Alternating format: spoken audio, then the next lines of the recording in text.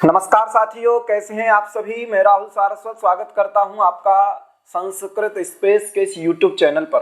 साथियों, आप सभी को पता है कि हम लोग यूजीसी नेट जेआरएफ 25 कोड 2023 दिसंबर के लिए तैयारी कर रहे हैं और उसी तैयारी की श्रृंखला में, उसी तैयारी की कड़ी में हम लोग आप लोग मेरे साथ भाषा विज्ञान को देख रहे थे। और आज की जो क्लास होने वाली है, आज की जो कक्षा होने वाली है, वो भाषा विज्ञान की चौथी कक्षा होने वाली है। पहली कक्षा हम लोगों ने भाषा विज्ञान को जाना था और उसके वर्गीकरण को जाना था। दूसरी कक्षा में हम लोगों ने जो ध्वनियाँ थी, जो स्पर्श ध्वनियाँ थी, अर्थ स्वर ध्वनियाँ थी, स्वर ध्वनियाँ थी, संघर्षी ध्वनियाँ थी, उनको जाना था। तीसरी क्लास में हमने मानवीय ध्वनि यंत्र, ध्वनि परिवर्तन के कारणों को जाना था। आज की क्लास इसलिए महत्वपूर्ण है क्योंकि ये जो शीर्षक है, ये जो टॉपिक आपका पाठ्यक्रम में लगा हुआ है, यहाँ से क्वेश्चंस बहुत पूछे जाते हैं, बहुत क्वेश्चंस यहाँ से देखने को मिलते हैं। इसलिए ये टॉपिक, ये शीर्षक आपकी परीक्षा की लिहाज से बहुत ही महत्वपूर्ण है, अत्यंत ही आवश्यक है। इसलिए इसको आप पढ़िएगा, अच्छे से पढ़िएगा। अगर आप नोट्स बना सकते हैं तो नोट्स बनाइए, जिससे परीक्षा से पहले आपकी तैयारी मजबूत हो सके। आप जब पेपर प्रैक्टिस करें, जब PYQ लगाएं, तो आपके पास नोट्स रहें, जहां आपको दिक्कत हो वहां आप देख सकें। अगर आपको कोई भी दिक्कत आ रही है तो आप कमेंट करिए, कोई प्रश्न हो, कोई डाउट हो तो आप कमेंट करके हमसे पूछ सकते हैं। बाकी जो PDF आप लोग स्क्रीन पे देख रहे हैं, ये हम संस्कृत स्पेस के द्वारा जो मॉडिफाई की गई पुस्तक है, उसकी PDF है। इसको भी आप घर बैठे मंगा सकते हैं बुक के रूप में। चलिए तो चलते हैं बिना देरी किए हुए आज की कक्षा पे। तो सबसे पहले हमको ये जानना होगा, ध्वनि नियमों को पढ़ने से पहले ये जानना पड़ेगा कि ध्वनि क्या होती है, ध्वनि की आवश्यकता क्या है और उसके लिए नियम क्या होते हैं, नियमों की आवश्यकता क्या है। हम लोग पढ़ रहे हैं भाषा विज्ञान, और भाषा विज्ञान का जो ये टॉपिक है, इसको हम थोड़ा अच्छे से देख लेते हैं एक बार, तब हम लोग इसमें प्रवेश करते हैं। यहाँ पर मैं आपको समझाने के लिए बस ये थोड़ा व्हाइट बोर्ड की तरह एक स्पेस मिल जाएगा हमको। तो हम लोग पढ़ रहे हैं, देखो भाषा विज्ञान दिख रहा है आपको, क्या देख रहे हैं हम लोग? भाषा विज्ञान। भाषा विज्ञान में दो शब्द है, इसको हम लोग थोड़ा समझने की दृष्टि से एक बार इसको देखेंगे। तो विज्ञान जो होता है वो प्रयोगवाद पर निर्भर रहता है, प्रयोगवाद पर भरोसा करता है, एक्सपेरिमेंट करेगा, बाद में किसी सिद्धांत तक पहुंचेगा, बाद में किसी निर्णय तक पहुंचेगा। तो आपको ये पता है। तो विज्ञान क्या होता है? पहली बात तो स्थिर रहता है। स्थिर मतलब इसका सिद्धांत स्थिर रहता है, ठीक है। कौन? इसका जो निर्णय होता है, इसका एक जो सिद्धांत होता है वो स्थिर रहता है।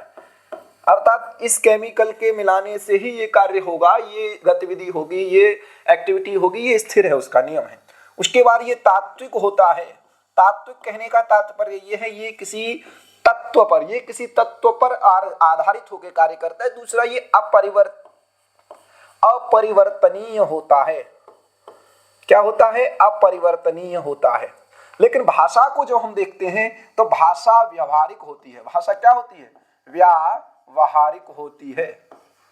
दूसरी बात, परिवर्तनशील होती है। भाषा क्या होती है? परिवर्तनशील होती है। अब ये ऐसा क्यों है कि भाषा परिवर्तनशील होती है? तो आपको पता है कि हम लोग एक दूसरे से, जैसे मैं आपके सामने खड़े होकर के आप लोगों से संवाद कर पा रहा हूं, इसका मुख्य कारण भाषा है। तो भाषा के माध्यम से हम लोग एक दूसरे के विचारों का आदान प्रदान करते हैं, विनिमय करते हैं, अंतः संबंध स्थापित करते हैं। तो उसमें जो कारण है वो भाषा है। भाषा को जो बोलने वाला है वो कौन है? मानव। तो मानव की जो गतिविधियां हैं, मानव का जो इन्वायरमेंट है, मानव का जो पर्यावरण है, वो परिवर्तनशील है। हम जब बात करते हैं मानव के विचारों की, वो भी परिवर्तनशील है। मानव की क्रिया की, वो भी परिवर्तनशील है। मानव के भाषणों की, वो भी परिवर्तनशील है। मानव का जो ध्वनि यंत्र है, वो भी प्रत्येक मानव में भिन्न भिन्न है। इसके कारण से, और मानव किसी एक जाति या एक समुदाय के मानव इस पृथ्वी पर नहीं है, एक क्षेत्र के मानव इस पृथ्वी पर नहीं है। भिन्न भिन्न क्षेत्रों में, भिन्न भिन्न जातियों में, भिन्न भिन्न समाज में, भिन्न भिन्न समुदाय में मानवों का विभाजन हुआ है। इसलिए प्रत्येक जगह के मानवों की अपनी एक भाषा है, अपना एक स्टैंडर्ड है, उसके लिए नियमों की आवश्यकता पड़ती है।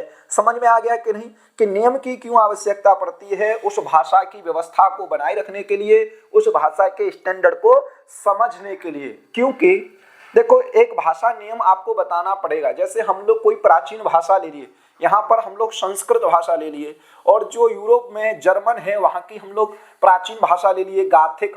गाथिक जर्मन की प्राचीन भाषा थी, जहाँ से जर्मनी भाषा का जन्म हुआ, अंग्रेजी का जन्म हुआ, डच का जन्म हुआ, डेनिश का जन्म हुआ, स्वीडिश का जन्म हुआ, नॉर्वे का जन्म हुआ। ये वहाँ की जो प्राचीन भाषा थी गाथिक भाषा थी। उसी प्रकार से जैसे हम लोग एक बार समझ लेते हैं लिख के कि ये देखिए संस्कृत है, और संस्कृत को यहाँ पर प्राचीन मानेंगे तो ग्रीक इसी में आ जाती है, लैटिन भी प्राचीन, ये भी इसी में आ जाती है। उसके बाद हम लोग यहाँ देखते हैं एक तरफ, तो ये गाथिक भाषा है, गाथिक से ही जर्मन का प्रादुर्भाव होता है। जर्मन को हम लोग दो प्रकार से देखते हैं, एक निम्न जर्मन देखते हैं, एक उच्च जर्मन देखते हैं। समझने की दृष्टि से बता रहा हूं, फिर हम नियमों पे चलेंगे। एक निम्न जर्मन होती है, एक उच्च जर्मन होती है। निम्न जर्मन, उच्च जर्मन, ये ऐसा मैं क्यों कह रहा हूं, ये जब हम लोग पढ़ेंगे, जब नियमों में वर्णों का परिवर्तन पढ़ेंगे, प्रथम वर्ण परिवर्तन, द्वितीय वर्ण परिवर्तन, तब आपको ये चीज समझ में आएगी। तो जो गाथिक है, गाथिक से ही जर्मन भाषा का प्रादुर्भाव हुआ है, और इस जर्मन को दो प्रकार से देखा जाता है, एक निम्न जर्मन और एक उच्च जर्मन। निम्न जर्मन कहने का मतलब ये नहीं है कि कोई ऐसी सोसाइटी है, ऐसा कोई समाज है जो निम्न है, उसके द्वारा बोले जाने वाली जो भाषा है वो निम्न जर्मन है, ऐसा नहीं है। या ऐसा कोई उच्च समाज है, हाई सोसाइटी है, उसके द्वारा बोले जाने वाली जो भाषा है वो उच्च जर्मन है, ऐसा नहीं है। जर्मन के जब हम उत्तरी भाग को देखते हैं, जर्मन के जब उत्तरी भाग को देखते हैं तो वो थोड़ा समतल टाइप का है, नीचा टाइप का है, गड्ढे टाइप का है, इसलिए वहां के लोग जो है वो निम्न जर्मन के नाम से उनको जाना जाता है। दक्षिण में जो भाग है वो उच्च भूमि है, इसलिए उसको वहां पर उच्च जर्मन के नाम से जाना जाता है। इसी में अंग्रेजी आती है। अगर आपकी परीक्षा में प्रश्न आ जाए कि अंग्रेजी का प्रादुर्भाव किस भाषा से हुआ है, तो निम्न जर्मन से हुआ है। निम्न जर्मन से अंग्रेजी का प्रादुर्भाव हुआ है, इसी में डच आती है। इस प्रकार से हम लोग इसको देखते हैं। तो हम, मेरा कहने का मतलब जो ये था कि जब एक क्षेत्र के मानव दूसरे क्षेत्र के मानव दोनों की भाषाओं में भिन्नता है, तो जो भाषा वैज्ञानिक होते हैं वो ये बताते हैं कि किस प्रकार से मूल भाषा का परिवर्तन दूसरी भाषा में हुआ या अन्य भाषा में हुआ, तो वो किस प्रकार से हुआ। जैसे हम लोग यहाँ पर पितर बोलते हैं, हम लोग पितर बोलेंगे, वो वहां फादर बोलेंगे, तो यहाँ प को फ देखने को मिल रहा है, त को द देखने को मिल रहा है। तो इतना ये अंतर बताएंगे वहां कि कैसे क्या नियम है और कैसे पता लगाएं कि इस पर किस भाषा का प्रभाव है, या मूल में कौन सी भाषा थी, या हमारी भाषा से हम दूसरी भाषा को कैसे समझ सकते हैं। यहाँ से भाषा नियमों से उनके भाषाओं के संबंध का भी पता चलता है, भाषा की परिवर्तनशीलता का भी पता चलता है। इसके लिए नियमों की आवश्यकता पड़ी। आपको समझ में आ गया होगा जो मैं कहना चाह रहा हूं, ठीक है। तो वही तीन नियम, ध्वनि नियम तीन जो हैं, ग्रिम, ग्रासमान और वर्नर, हम ये भी बात करेंगे किस प्रकार से यहाँ से प्रश्न पूछे जाते हैं। ये सब चर्चाएं हम लोग यहाँ से करते हुए चलेंगे। समझ में आ गया आप लोगों को? तो सबसे पहले ये जान लीजिए, जो ग्रिम, ग्रासमान, वर्नर, मूर्धन्य नियम, तालव्य नियम, अनेक नियम भाषा विज्ञानियों ने दिए, लेकिन हम तीन नियमों को क्यों पढ़ेंगे? क्योंकि इन नियमों का जो मूल है, ये परिवर्तन का आधार जिसको बनाते हैं, ये भारोपीय भाषा को प्रवार बनाते हैं। जो हमारी मूल भाषा है संस्कृत, उसी को आधार लेकर के ये अन्य भाषाओं में परिवर्तन दिखाते हैं। इसलिए हमको ये तीन नियमों को ही पढ़ना है। यहाँ से कैसे प्रश्न पूछा जाता है, ये वर्ण भी दे दिए जाते हैं, अक्षर भी दे दिए जाते हैं, और पूछ लिया जाता है कि ग्रिम नियम के अनुसार ये कैसे परिवर्तित होंगे। या ये भी पूछ लिया जाता है, बहुत सरल पूछा गया है कई बार क्वेश्चन, कि ग्रिम का पूरा नाम क्या था, ग्रिम का पूरा नाम क्या था। ये भी पूछ लिया जाता है, इस नियम को ग्रिम नाम किसने दिया था। और इसकी प्रक्रिया को जब हम लोग समझेंगे तो ये बात हमको समझ में आ जाएगी। ग्रिम नियम के कुछ अपवाद नियम भी हैं, हर नियम के अपवाद होते हैं, हर नियम का आपको अपवाद व्यवहारिक रूप से देखने को मिल जाता है, ठीक है। तो पहले हम देख लेते हैं कि ध्वनि नियम की परिभाषा क्या है। तो देखो, किसी भाषा विशेष में, किसी काल विशेष में, कुछ परिस्थितियों के अंतर्गत हुए विशेष प्रकार के ध्वनि परिवर्तनों को ध्वनि नियम कहते हैं। समझ में आया? तो इसमें ध्यान देने वाली बात है, किसी भाषा विशेष में ध्वनि नियम किसी भाषा विशेष में लगेगा, तब जाके वो बोध कराएगा कि अन्य भाषा में कैसे परिवर्तन हुआ। किसी काल विशेष में ही काम करता है और कुछ परिस्थिति विशेष में ही ये काम करता है। इनमें अर्थात भाषा विशेष में, काल विशेष में, परिस्थिति विशेष में जब ध्वनि परिवर्तन होता है तो उसको ध्वनि नियम कहते हैं। समझ में आ गया। कपिल देव द्विवेदी जी भाषाविद थे और उन्होंने कहा मूल भाषा सुसंबद्धा। मूल भाषा से यहाँ पर किसको लेना है? भारोपीय भाषा को लेना है, क्योंकि भारत के जो मूल निवासी हैं उनका कौन सा परिवार है? भारोपीय भाषा परिवार। तो मूल भाषा से आप भारोपीय भाषा परिवार को लेंगे तो मूल भाषा सुसंबद्धा ग्रिम ग्रासमान वर्णराः वर्णानां परिवर्त्यैव, वर्णों का परिवर्तन करके प्रसिद्धि परमाम गताः, प्रसिद्धि को प्राप्त हो गई मूल भारोपीय भाषा परिवार में। कौन ध्वनि नियम? ग्रिम ध्वनि नियम, ग्रासमान और वर्णर। समझ में आया। इसमें से बता रहा है कि ग्रिम नियम, ग्रासमान नियम, वर्णर नियम, तालव्य नियम, मूर्धन्य नियम। लेकिन आप लोग ये देख रहे होंगे हाईलाइटेड है, ये 3 नियम आपको पढ़ने हैं। ग्रिम, ग्रासमान, वर्णर नियम मूल भारोपीय भाषा परिवार से संबद्ध है। ये भी पूछा जा सकता है कि ग्रिम नियम किस भाषा परिवार से संबंधित है, वर्णर नियम किस भाषा परिवार से संबंधित है। तो किसी भी कैसे भी प्रश्न पूछा जा सकता है, ये आप लोग ध्यान रखेंगे। इन नियमों में मूल भारोपीय भाषा की ध्वनियों का परिवर्तन होता है। समझ में आया कि नहीं? ये यहाँ पर बता रहे हैं। तो 3 नियम पठितव्य हैं, ग्रिम नियम, ग्रासमान नियम और वर्णर नियम। ठीक है, ध्यान रखिएगा। अब देखिए दिख रहा है आपको, बस इतना आपको जानना है और अच्छे से समझने का प्रयास करेंगे। पहले एक बात जान लीजिए, हम लोग क्या करते हैं, आप लोग जब हम लोग लघु सिद्धांत कौमुदी पढ़ते हैं या वर्ण जाल पढ़ते हैं, वर्णों का परिचय पढ़ते हैं, तो हम एक तरीके से पढ़ते हैं। जैसे जो संस्कृत ध्वनि ले ली हमने, क्या ले ली? संस्कृत ध्वनि ले ली। और संस्कृत में क्या होता है? प्रथम वर्ण होता है, वर्ग का प्रथम वर्ण, वर्ग का द्वितीय वर्ण, ठीक है, और वर्ग का तृतीय वर्ण, वर्ग का चतुर्थ वर्ण। इस प्रकार से हम लोग समझ लेते हैं। ये क्या होता है? वर्ग में प्रथम वर्ण है। जैसे क वर्ग का प्रथम वर्ण क, द्वितीय वर्ण ख, तृतीय वर्ण ग, चतुर्थ वर्ण घ। ये हम लोग समझने का प्रयास यहाँ पर करेंगे कि संस्कृत के अनुसार हमको मूल में किसको रखना है? संस्कृत को रखना है। मूल भारोपीय भाषा परिवार की जो मूल भाषा है भारोपीय भाषा परिवार की, उसको हमको रखना है। जब हम इसका अंग्रेजी की तरफ लेके जाएंगे और अंग्रेजी मूल भारोपीय भाषा परिवार को अंग्रेजी में परिवर्तन का काम कौन करता है? आपका ग्रिम नियम करता है। और अंग्रेजी किससे उत्पन्न हुई? मैं आपको बता चुका हूं कि निम्न जर्मन से अंग्रेजी का प्रादुर्भाव हुआ। और यहीं पर हम लोग क्या कर लेंगे? अंग्रेजी के बाद अंग्रेजी का जो परिवर्तन हो रहा है वो यहाँ पर उच्च जर्मन में होता है। उच्च जर्मन में ये कैसे होता है? उच्च जर्मन का अंग्रेजी में कैसे होता है? ये सब हम लोग जानने का प्रयास करेंगे। समझ में आया कि नहीं?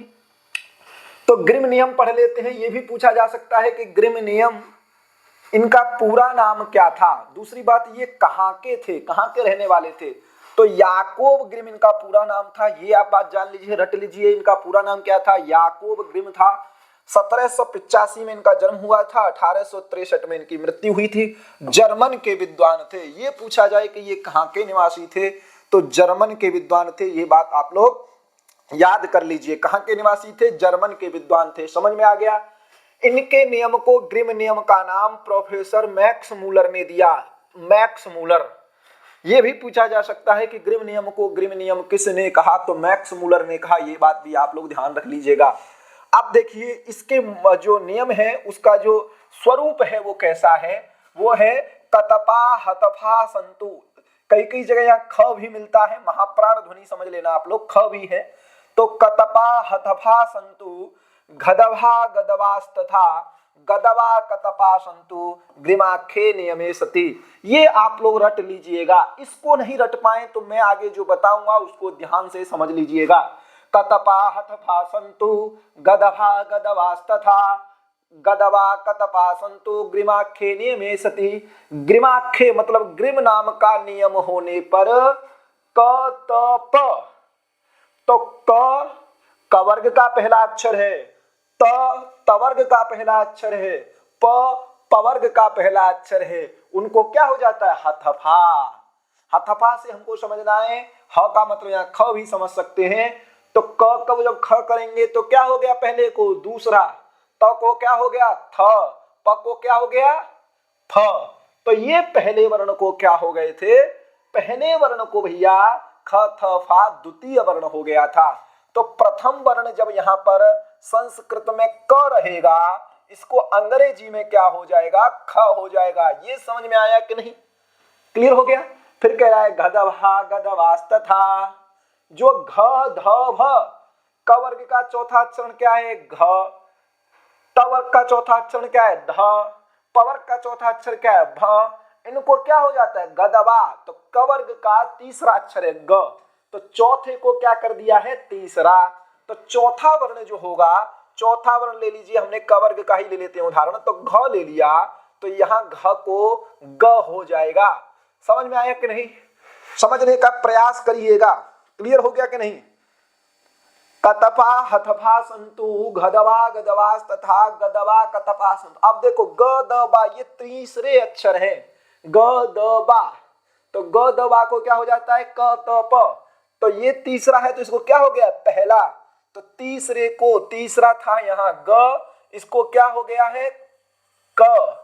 अब दूसरा आपके पास बचा, समझ में आया, आपके पास क्या बचा। देखो श्लोक को हम लोग जब देखेंगे तो आपको समझ में बिल्कुल आ जाएगा, स्पष्ट तरीके से आ जाएगा। कतपा हथफा संतु गदवा गदवास्तथा गदवा कतपा संतु ग्रीमाख्ये नियमे सति। क्लियर हो गया। अब दूसरा अक्षर बचा, इसको इसलिए नहीं बता रहे हैं कि जो दूसरा अक्षर है, जो दूसरा अक्षर है उसको यहाँ पर हम लोग क्या कर लेते हैं। देखो क को बता दिया, ग को बता दिया और घ को भी बता दिया, लेकिन हम जब दूसरे अक्षर को समझेंगे तो दूसरे अक्षर को यहाँ पर ग समझेंगे। क्यों समझेंगे ये मैं आपको बता दूंगा। समझ में आ गया। तो इनका कहने का मतलब ये है कि ग्रीम नियम में क्या होता है, पहले अक्षर को दूसरा अक्षर हो जाता है, दूसरे अक्षर को तीसरा अक्षर हो जाता है, जो तीसरा अक्षर है उसको पहला हो जाता है और जो चौथा अक्षर है उसको ग हो जाता है। समझ में आ गया कि नहीं, क्लियर हो गया। वही बात मेरे का है कि प्रथम वर्ण को द्वितीय वर्ण, समझना, प्रथम वर्ण को प्रथम वर्ण, ये आपको समझ में आ रहा है कि नहीं। ग्रीम ग्रासमान वर्णर ये मूल भारोपीय भाषा परिवार से संबंधित हैं, जिसमें से जो मूल भाषा है संस्कृत, उसका परिवर्तन जब अंग्रेजी में करते हैं तो किस प्रकार से करते हैं ये ग्रीम नियम बताता है। तो जो वर्गों का पहला अक्षर है क, या मैंने तो क तो उदाहरण लिया है, यहाँ पर अगर प हो, च वर्ग से च हो, ट वर्ग से ट हो, त वर्ग से त हो, तो आप क्या कर देंगे उसको द्वितीय वर्ण कर देंगे। क्या कर देंगे द्वितीय वर्ण कर देंगे। समझ में आया। चतुर्थ को तृतीय वर्ण, तो जो चतुर्थ है उसको तृतीय वर्ण और तृतीय को प्रथम वर्ण होता है। अर्थात अब नीचे मैंने दिया है, अब देखो समझ में आ गया। इसका मतलब ये हुआ कि पहला, दूसरा, तीसरा, चौथा, ये 5 वर्ण हैं।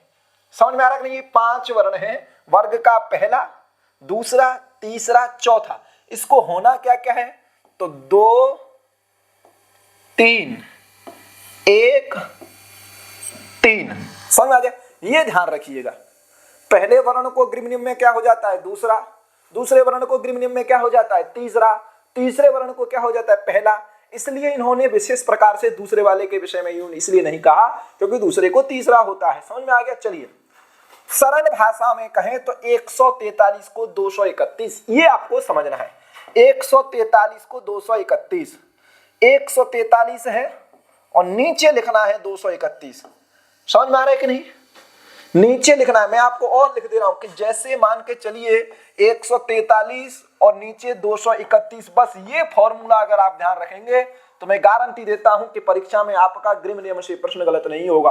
क्यों नहीं होगा, क्योंकि 143 आपको दिख रहा है तो इसको बराबर में मत लिखिएगा, बस 143 के नीचे लिख दीजिए 231। इससे आप समझ जाना पहले वर्ण को दूसरा होता है, चौथे को तीसरा होता है, तीसरे को पहला होता है। 143, बार बार कह रहा हूं 143 231 समझ लीजिएगा।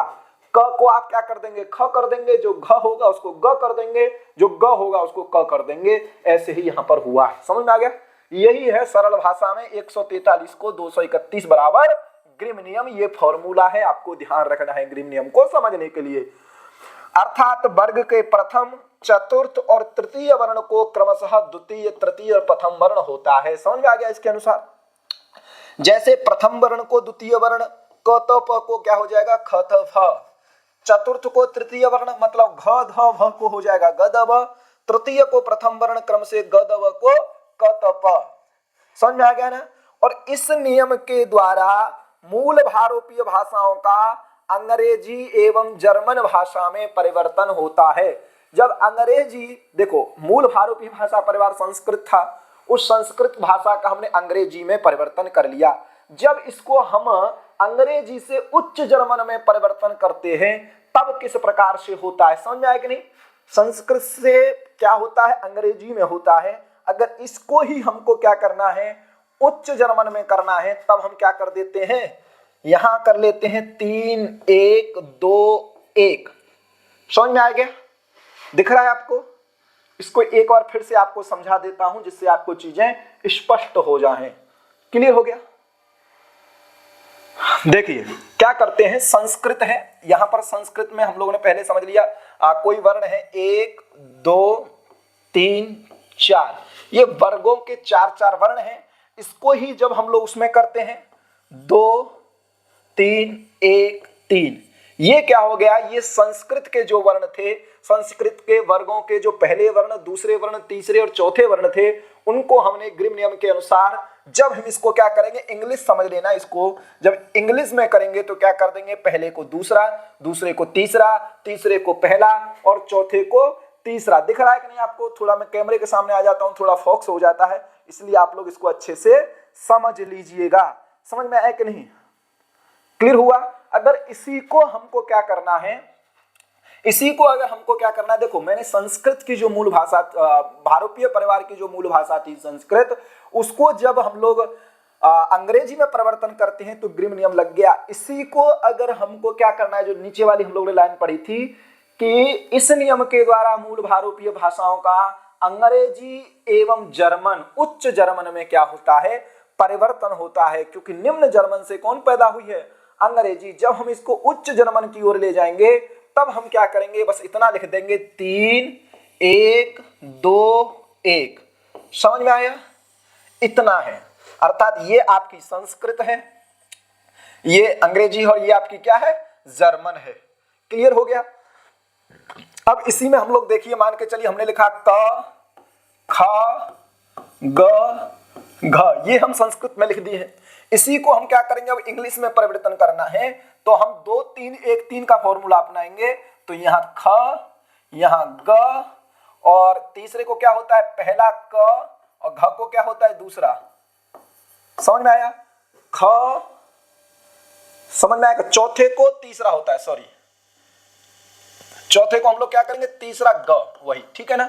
समझ में आया मेरी बात कि ये देखिए 2 3 1 3 1 2 3 4, इसी को अगर हमको उच्च जर्मन में करना है तो 3 1 2 1।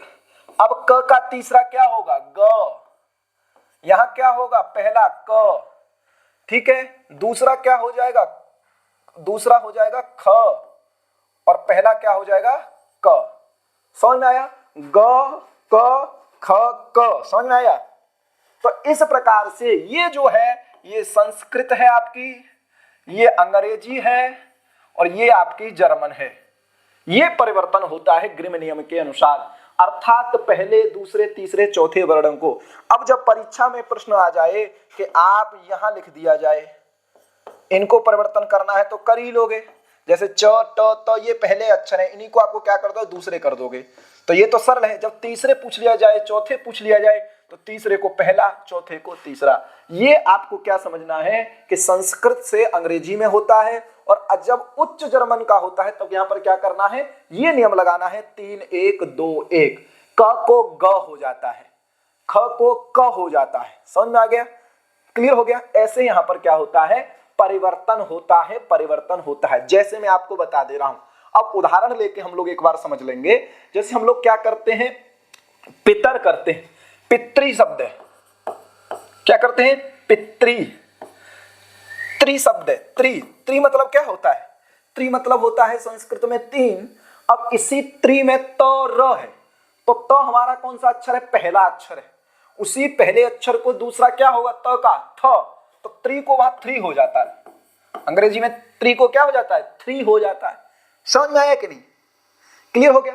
उसी प्रकार पितृ है तो पितर होता है तो प का दूसरा अक्षर फ हो जाएगा तो क्या बन जाएगा? फादर हो जाएगा दूसरा अक्षर। ऐसे ही अब अगर हम जर्मन में समझेंगे तो इंग्लिश वाले अक्षर को देखिए, बुक होता है, बुक, बुक अंग्रेजी में कहते हैं, तो यहां क्या है? क है। इस क है, इसी को हम लोग क्या कर देते हैं यहां पर, वहां पर वो लोग बोलते हैं बुक, ये जर्मन में बोलते हैं बुक, बुक, ठीक है ना। तो ये एच आता है, के एच आता है, यहाँ पर सी एच आता है, BOUCH, ठीक है। तो CH आता है तो वहां वो ख कर देते हैं। समझ में आया कि नहीं? बस मूल में ध्यान रखना, चौथे को, तीसरे को, दूसरे को और पहले को, ये ग को ख किए हैं तो ग को ख करते हैं। समझ में आया? लेकिन वो परिवर्तन किससे होता है? अंग्रेजी से परिवर्तित होता है तो क था ख हो जाता है। समझाने के लिए मैंने आपको तीनों बता दी है। बस ये चीज आप लोग ध्यान रखेंगे तो ग्रीम नियम कर लेंगे। बाकी हम लोग जब पेपर लगाएंगे तो आपको समझ में आएगा। बार बार नियम बता दे रहा हूं आपको कि संस्कृत में जो 1 2 3 4 थे, अंग्रेजी में जब उनका परिवर्तन करेंगे तब वो क्या हो जाएगा? 2 3 1 3। इसी को समझ आ रहा है? 2 3 1 3 बिल्कुल सही है। अंग्रेजी में जब हम इनका परिवर्तन करेंगे तो 2 3 1 3 हो जाएगा। जब इसको हम यहाँ करेंगे तो इसी को लेके 3 1 2 1, ये आपका जर्मन में हो जाएगा। क्लियर हो गया? ये समझ लेना, बस ये है ग्रीम नियम, कोई दिक्कत नहीं है, ठीक है। चलें आगे। इस नियम के द्वारा मूल भारतीय भाषाओं का अंग्रेजी और जर्मन में परिवर्तन होता है। संस्कृत के वर्ग के चतुर्थ वर्ण घदव को ग्रीक और लैटिन में द्वितीय वर्ण ख थ फ हो जाता है, वही महाप्राण वाली ध्वनि हो जाती है ग्रीक और लैटिन में। ये पूछा जा सकता है, ठीक है। इस प्रकार प्रथम वर्ण परिवर्तन में संस्कृत के प्रथम वर्ण को अंग्रेजी में, समझ में आया ना? जब परिवर्तन करेंगे तो प्रथम वर्ण को अंग्रेजी में द्वितीय वर्ण हो जाएगा, ठीक है। द्वितीय एवं चतुर्थ वर्ण को तृतीय वर्ण हो जाएगा। द्वितीय और चतुर्थ वर्ण को, द्वितीय एवं चतुर्थ वर्ण को तृतीय वर्ण हो जाता है। समझ में आ गया? और तृतीय वर्ण को प्रथम वर्ण हो जाता है। ये है ग्रीम नियम। बस इतना आपको समझना है। उदाहरण देके भी मैं बता चुका हूं, ठीक है, ये आपको बता चुका हूं। एक चीज और जान लीजिए, इसका अपवाद कहीं कहीं पर देखने को मिलता है, जहां पर क, त और प इन तीन वर्णों से पूर्व में संयोग होगा, इन तीन वर्णों से पूर्व में संयोग होगा, वहां पर ग्रीम नियम नहीं लगेगा। ये अपवाद है। अर्थात क त पा इनसे पूर्व में संयोगे सति नियमः न प्रवर्तते। इनसे पहले अगर संयोग आपको मिल जाए तो ये नियम प्रवर्त नहीं होता है। क्लियर हो गया? ये आपका था ग्रीम नियम। अब आपका आता है ग्रासमान नियम। ग्रासमान नियम में भी कुछ नहीं है, कुछ नहीं समझना है आपको। इसका भी संशोधित नियम है थोड़ा उसका। इन्होंने थोड़ा अध्ययन किया और पता लगाया कि जो दो समान ध्वनियां जब होती हैं और दोनों महाप्राण होती हैं तो उनको आपको बदल देना है। बस बदल देना, यही बता रहा है। ग्रासमान का पूरा नाम था हेरमार्न ग्रासमान। ये पूछा जा सकता है। 1809 में इनका जन्म हुआ, 1877 में ये हो गए। ये भी जर्मन के थे। ये भी क्या थे? जर्मन के भाषा वैज्ञानिक थे। इन्होंने कहा महाप्राण द्वयी युक्ता द्वयक्षरा मूल धातव। ये कपिल देव द्विवेदी जी ने एक याद करने के लिए अच्छा बात बना दिया है, अच्छा श्लोक बना दिया है कि महाप्राण द्वयी युक्ता द्वयक्षरा मूल धातव महाप्राणाध्यनास स्यात् ग्रासमान विधौ स्मृते। समझ में आया कि नहीं? ग्रासमान विधि में क्या करता है, क्या होता है कि दो अक्षर वाली मूल धातुओं में, जैसे मान के चलिए दो अक्षर वाली कोई धातु थी, जैसे भभार, ठीक है, बभूव बनाते कि नहीं हम लोग, बभूव, ऐसे ही वहां समझ लो जो है बभूव नहीं भूभू है। क्लियर हो गया? क्योंकि मूल अक्षर तो वहां भ था, अभ्यास अक्षर से ब हो जाता है, भभार है। तो महाप्राण ध्वनियां होने पर यहाँ महाप्राण है, यहाँ भी महाप्राण है। प्रथम महाप्राण ध्वनि का नाश हो जाता है, यहाँ पर नाश हो जाता है, बभार बन जाता है, यहाँ पर नाश हो जाता है, बभूव बन जाता है। इसी प्रकार से वहां पर अंग्रेजी इत्यादि भाषाओं में देखने को मिलता है। ध्वनि का नाश हो जाता है, द्वितीय महाप्राण ध्वनि शेष रहती है। इस नियम को ग्रासमान नियम कहते हैं। प्रथम जो महाप्राण ध्वनि थी उस ध्वनि का नाश हो जाएगा, दूसरी जो महाप्राण ध्वनि है उसका क्या हो जाएगा। ये क्या करते हैं, मूल धातु में थोड़ी छेड़खानी करते हैं और वहां पर ये सब बात वो लोग करते हैं। समझ में आ गया कि नहीं। बाकी इसको ज्यादा आपको ध्यान देने की आवश्यकता नहीं है। नाम ध्यान रखिएगा और इसमें क्या होता है नियम ध्यान रखिएगा। और एक और बात कहते हैं, ये कोई नियम नहीं है। जैसे पाणिनि जी का तो अभ्यास से चर्च सूत्र प्रवृत्त होता है, यहाँ पर इनका कुछ नहीं है। कह रहे हैं जब भ भार इसमें से आधी ध्वनि चली जाएगी तो बाद वाले में महाप्राणत्व ध्वनि बचेगी, दूसरे वाली में से चली जाएगी तो लास्ट वाले में बचेगी। दोनों देखने भ बार और ब भार दोनों प्रकार से यहाँ पर देखने को मिलती है। संस्कृत और ग्रीक भाषाओं में दो अव्यवहित सूक्ष्म ध्वनियों में से सामान्यतया प्रथम ऊष्म ध्वनि निकल जाती है एवं जहां पर द्वितीय वर्ण से ऊष्म ध्वनि निकल जाती है वहां पर प्रथम में ऊष्म ध्वनि पुनः आ जाती है। ये मैं आपको बता चुका हूं। समझ में आ गया। तो ग्रासमान नियम का तात्पर्य बस इतना सा है कि जो मूल धातु है दो अक्षर, उसके जब दो अक्षर हो जाएंगे और दोनों महाप्राण ध्वनियां हुई तो उसमें से आदि वाली जो महाप्राण ध्वनि होती है उसका क्या हो जाता है, नाश हो जाता है। उसका क्या हो जाएगा, नाश हो जाएगा। बस यही बात ये कहता है और दो चार उदाहरणों से समझाया, लेकिन वो आपकी परीक्षा दृष्टि से हम लोग दो चार उदाहरण भी ले सकते हैं, लेकिन परीक्षा की दृष्टि से वो कुछ महत्वपूर्ण नहीं है। इस नियम से अगर सबसे ज्यादा ग्रीम नियम से पूछेगा, ग्रासमान से पूछेगा तो नाम पूछेगा पूरा, ये ध्यान रखना। क्या होता है, आदि महाप्राण का नाश किस नियम में होता है, तो ग्रासमान नियम में होता है। ये बात ध्यान रखिएगा। दो समान ध्वनियां हुई तो आदि को महाप्राण तो चला जाएगा तो बाद वाली में बचेगा, बाद वाली महाप्राण रहेगा तो आदि वाली में, मतलब बाद वाली महाप्राण रहेगा तो अगली वाली अल्प प्राण हो जाएगी, अगली वाली महाप्राण होगा तो बाद वाली अल्प प्राण हो जाएगी। ये समझ लेना बस, ठीक है। उसके बाद आते हैं वर्नर नियम पे। ये आज का लास्ट नियम है। देखो ये अपवाद नियम है और ये थोड़ा इसको ज्यादा महत्व भी नहीं देखने को मिलता है। तो वर्नर नियम है। इस वर्नर नियम के जो प्रवर्तक हैं ये कार्ल वर्नर हैं।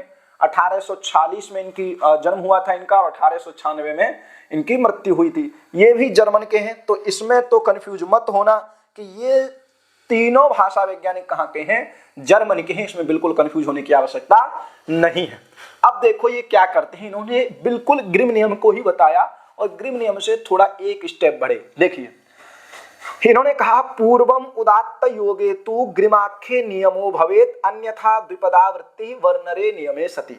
समझ में आ गया। कह रहे पूर्वम उदात्त योगे तु, अगर पहले उदात्त का योग हो, किसी वर्ण से पूर्व में अगर पहले उदात्त है तो ग्रिम वाला नियम लगेगा। इन्होंने ग्रिम के नियम को संशोधित किया और कहा कि अगर भैया पहले उदात्त हो तो क्या हो जाएगा, ग्रिमाख्य नियम, ग्रिम नाम का नियम वहां पर हो जाएगा। लेकिन अगर बाद में उदात्त हो अन्यथा द्विपदावृत्ति, अन्यथा मतलब पश्चात उदात्ते सति, अगर बाद में उदात्त है तो द्विपदावृत्ति दो बार चलेंगे। जैसे मान के चलिए कोई क वर्ण है और इसके बाद में जो स्वर है वो उदात्त है तो आपको दो चलना होगा, ख और ग। जैसे ग्रिम नियम में क्या होता था, क को ख होता था, तो वर्नर नियम में अंतोदात्त होने पर क को ग होगा। समझ में आया, वर्नरे नियम सति। ये बात इन्होंने कही। समझ में आया मेरी बात की नहीं। देखिए इन्होंने ग्रिम नियम को संशोधन किया है। ये कहते हैं ग्रिम नियम का आधार उदात्त है। यदि वर्ण से पूर्व उदात्त हुआ तब ग्रिम नियम लगेगा, अगर वर्ण के बाद उदात्त हुआ तो वर्नर नियम लगेगा। समझ में आया ना। यदि वर्ण से पूर्व में उदात्त है तो ग्रिम नियम, अगर वर्ण के बाद, ये पूछा जा सकता है, ठीक है, वर्ण के पश्चात उदात्त हो तो कौन नियम लगेगा, वर्नर नियम लगेगा। या ये व्यवस्था किस नियम में है, तो वर्नर नियम में है। समझ में आ गया। देखिए यदि कहते हैं कि यदि मूल भाषा में क त प से पूर्व उदात्त स्वर है तो ग्रिम नियम के अनुसार क त प को ख थ फ हो जाएगा, परंतु क त प के बाद उदात्त है तो क त प को ग द व हो जाएगा, द्वितीय वर्ण न होकर तृतीय वर्ण हो जाएगा ग द व। यही वर्नर नियम है। जैसे मान के चलिए युवक शब्द है, संस्कृत में क्या शब्द है, युवक। अब युवक शब्द क्या होता है कि पाणिनि जी का एक सूत्र है फिट। फिट मतलब होता है प्रातिपदिक, प्रातिपदिक का अंतोदात्त होता है। तो क के बाद में जो अ है ये उदात्त है। अब वर्नर नियम क्या कह रहा है कि जब बाद में उदात्त हो तो क के बाद में यहां उदात्त है तो द्विपदावृत्ति दो चलेंगे, अर्थात क को ख नहीं होगा। अगर युवक को अगर ग्रिम नियम लगाएंगे तो क को ख होना चाहिए, लेकिन ये कहता है कि जब अंतोदात्त हो जाएगा तो वहां क्या हो जाए, ख। इसलिए अंग्रेजी में क्या बोलते हैं, यंग बोलते हैं। YOUNG, तो क को यहाँ क्या हुआ है, ग हुआ है, यंग में क्या हुआ है, ग हुआ है, समझ में आ गया। सतम, सतम में अंतोदात्त है, तो ये क्या बोलते हैं, सतम को 100 बोलते हैं, ड कर देते हैं, त थ द 100 बोलते हैं। ऐसे ही सप्तम, सप्तम में जब इसको परिवर्तन करते हैं तो सेवन बोलते हैं, सेवन तो अंग्रेजी में बोलते हैं, जर्मन में सेवन बोलते हैं, तो वहां क्या करते हैं ये लोग, बी करते हैं, अर्थात सप्तम में जो प है, प फ ब, बी करते हैं। इसका मतलब ये बताता है कि बाद में उदात्त होगा तो वर्नर नियम हो जाएगा द्विपदावृत्ति। तो ये पूछा जा सकता है कि द्विपदावृत्ति कुत्र होती, तो वर्नर नियम है, समझ आ गया। इस नियम का अपवाद भी देखने को मिलता है। अब देखो अपवाद नियम देखने का कैसे मिल रहा है, जैसे भ्रातर, भ्रातर शब्द अंतोदात्त है, लेकिन यहाँ त को द होना चाहिए था, लेकिन क्या देखने को मिलता है, टीएच देखने को मिलता है, मतलब ग्रीम नियम ही मिलता है थ, लेकिन बोलते हम लोग क्या है, ब्रदर, बोलते द हैं लेकिन लिखते क्या है, द्वितीय वर्ण ही लिखते हैं। ऐसे ही पितर में त को द होना चाहिए, टीएच लिखते हैं, त को यहाँ टीएच लिखते हैं। इस प्रकार से इसका अपवाद भी देखने को मिलता है कि आवश्यक नहीं है बाद में उदात्त हो तो वर्णन नियम लगे, अर्थात द्विपदा वृत्ति हो, द्विपदा गति चले, ऐसा नहीं है। तो समझ में आया। तो ग्रीम, ग्रासमान, वर्नर आप लोगों ने पढ़ लिए, ये 3 नियम आप लोग अच्छे से जान लीजिए, ठीक है। ग्रीम नियम में क्या होता था, 1 2 3 4, 2 3 1 3, ये होता था 2 3 1 3, ये ध्यान रखे आप लोग, ठीक है कि नहीं। दूसरी बात, यहां पर फिर क्या हो जाएगा, 2 3 1 2 1 2, किसकी बात कर रहा हूं, जर्मन वाले की बात कर रहा हूं, ध्यान रखना, ठीक है। यहां पर हम लोग क्या चलते थे, 3 को ही लेते थे, 3 1 2 1, ये हम लोग क्या करते थे, जर्मन में कर लेते, ये ग्रीम नियम हो जाता था। क्रासमान में क्या करते थे, जब 2 ध्वनियां समान महाप्राण वाली हैं, इनमें से आदि का नाश करके अल्प प्राण कर देते, यहां महाप्राण रहता था, जब यहां महाप्राण रहेगा तो यहां अल्प प्राण रहेगा, ये ग्रासमान है। वर्नर नियम की बात करेंगे, अगर पहले उदात्त बाद में वर्ण है तो क्या होगा, ग्रीम नियम, अगर पश्चात उदात्त तो क्या होगा, वर्नर नियम। बस इतना समझना है आपको, और ज्यादा आपको यहां पर नहीं समझना है। और दूसरी बात, अगर 143 231, ये मैं बता चुका हूं शॉर्ट में, पहले को दूसरा, चौथे को तीसरा, तीसरे को पहला, ये आपका ग्रीम नियम के अनुसार होता है। समझ में आ गया। तो ये नियम थे, ये याद का था, यहाँ से कैसे भी क्वेश्चन पूछ जाए, आपको कोई चीज ऐसा हो सकता है समझ में ना आया हो, मैं नहीं आपको समझा पाया हूं, तो आप लोग प्रश्न करिएगा, मैं और प्रयास करूंगा कि आपको अच्छे से बता सकूं। बाकी आज की कक्षा को हम लोग यहीं खत्म करते हैं। अगला टॉपिक जो हमारा होगा अर्थ परिवर्तन की दिशाओं को लेकर के होगा, उसको हम और पढ़ने का प्रयास आपको करेंगे। ये कक्षाएं प्रयास करेंगे कि आपको दोनों आज ही मिल जाएं, ये भी आपको आज ही मिल जाएगी, और इसके बाद अर्थ परिवर्तन की दिशाएं जल्दी जल्दी हम लोग चल रहे हैं, ये भी आपको आज ही मिल जाएगी। तो आज की कक्षा में बस इतना ही, ठीक है। तो विदा चाहता हूं मैं, युवा साधु युवा, तैयारी करते रहिए आप लोग, धन्यवाद।